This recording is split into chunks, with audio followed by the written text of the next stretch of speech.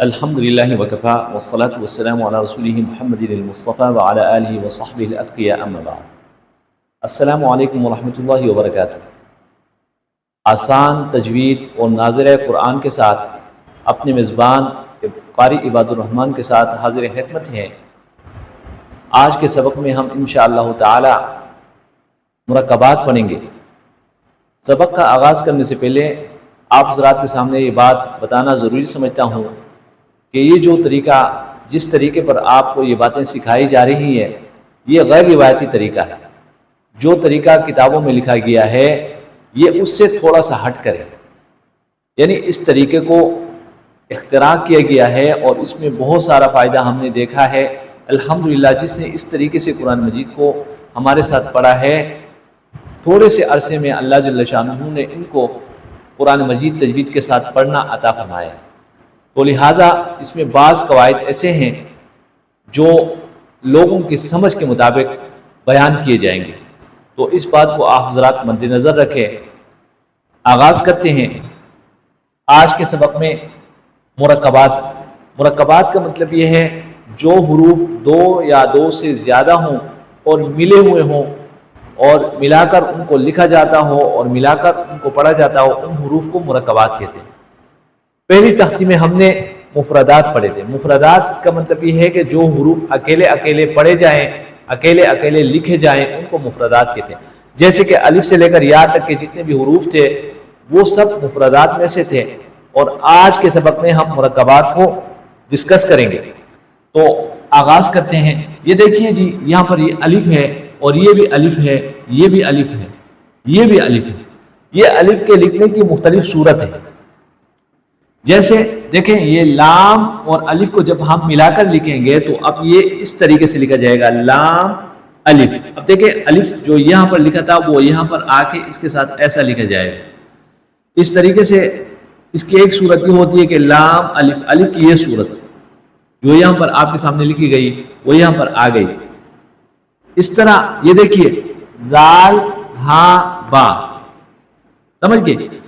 تو زال ہا با اس کو اس طریقے سے پڑھیں گے۔ جب زال ہا اور با کو ملائیں گے تو اس کی ہیئت یوں بنے گی، تو اس کا تلفظ بھی آپ اس طرح کریں گے، زال ہا با۔ اس طرح نہیں کریں گے زال ہا با، یہ غلط ہے۔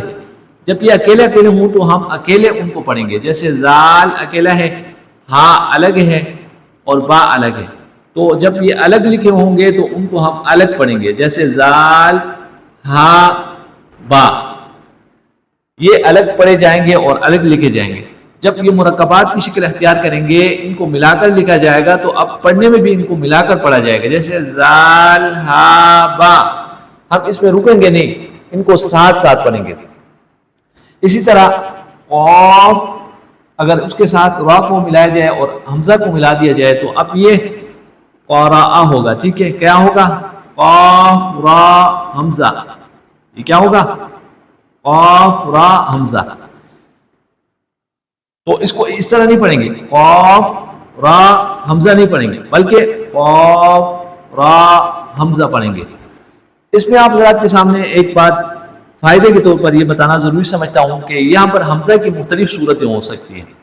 ایک صورت یہ ہے جو کہ اصل حمزہ ہے، حمزہ اپنے اصلی شکل میں اس طرح لکھا جاتا ہے، اور کبھی حمزہ یا کی شکل میں لکھا جاتا ہے۔ جب یا کی شکل میں لکھا جائے تو اس طریقے سے لکھا جائے گا، یا ہوگی اور اس کے اوپر حمزہ لکھا جائے گا، تو اب اس کو یا حمزہ نہیں پڑھیں گے، اس کو بھی حمزہ پڑھیں گے۔ اس طرح کبھی یہ حمزہ واو کے اوپر آتا ہے، جیسے حمزہ بشکل واو، یعنی واو کے شکل میں حمزہ، تو اس صورت میں آپ واو کو نہیں پڑھیں گے، یا کو نہیں پڑھیں گے، صرف حمزہ کو پڑھیں گے۔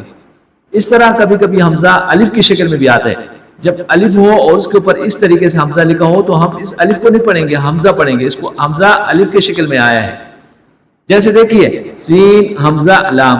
اب یہ جو یا ہے یا کی شکل میں لکھا ہوا ہے اور اس کے اوپر حمزہ ہے، تو ہم یا کو نہیں پڑھیں گے کیونکہ اس کے نیچے نقطہ بھی نہیں ڈال دیا جاتا۔ یہ اس بات کی علامت ہوتی ہے کہ یہاں پر یہ یا نہیں ہے بلکہ حمزہ بشکل یا ہے، حمزہ یا کی شکل میں ہے۔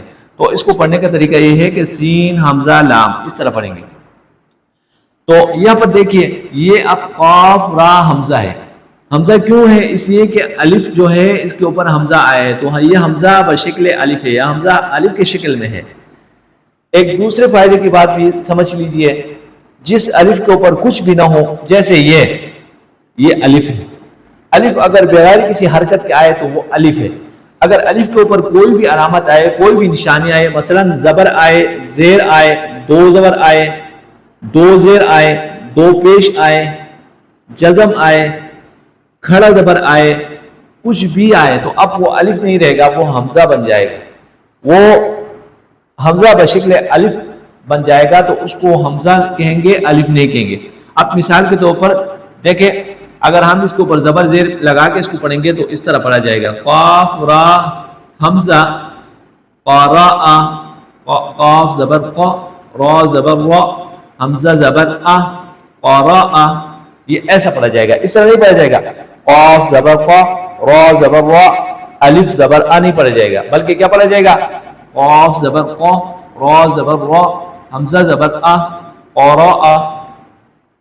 امید ہے کہ یہ ساری باتیں آپ حضرات کی سمجھ میں آئی ہوں گی، اور دوسری گزارش یہ کرنی تھی کہ آپ حضرات ان اسباق کو شیئر بھی کریں، اور حضرات ان اسباق کو دیکھتے ہیں الحمدللہ ماشاءاللہ، دیکھنے کے بعد اس کو شیئر نہیں کرتے، کیونکہ ہمارا مقصد یہ تھا کہ سب سے زیادہ لوگ قرآن کو سیکھنے والے بن جائے، پڑھنے والے بن جائے۔ الحمدللہ میں آن لائن پڑھاتا ہوں، بہت سارے بچے میرے ساتھ پڑھتے ہیں، پڑھ کے فارغ بھی ہو گئے ہیں، کچھ پڑھ رہے ہیں، ٹھیک ہے، الحمدللہ ثم الحمدللہ، ان کو اس طریقے سے بہت فائدہ ہوا ہے۔